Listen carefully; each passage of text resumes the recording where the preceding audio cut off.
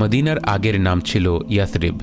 হিজরতের পর থেকে একে মদিনাতুন নবী বা সংক্ষেপে মদিনা ডাকা হয় এবং মুসলিম হিসেবে আমাদেরকেও এই শহরকে মদিনা বলেই ডাকতে হবে।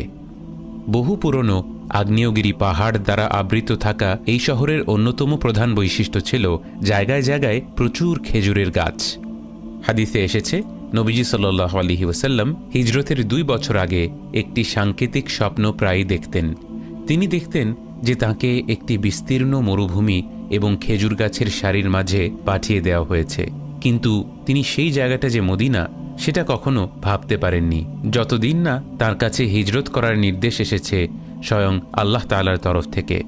নবীজি সাল্লাল্লাহু আলাইহি ওয়াসাল্লামের অসংখ্য হাদিস আছে মদিনার রহমত নিয়ে। স্বয়ং নবীজি সাল্লাল্লাহু আলাইহি ওয়াসাল্লাম মদিনার জন্য আল্লাহর কাছে রহমতের দোয়া করেছেন।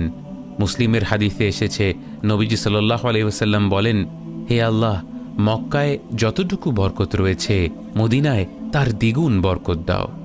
এছাড়া বুখারীর হাদিসে এসেছে, হে আল্লাহ, তুমি মদিনাকে আমার কাছে প্রিয় করে দাও, যেমনভাবে প্রিয় করেছ মক্কাকে, বরং তার চেয়েও বেশি প্রিয় করো।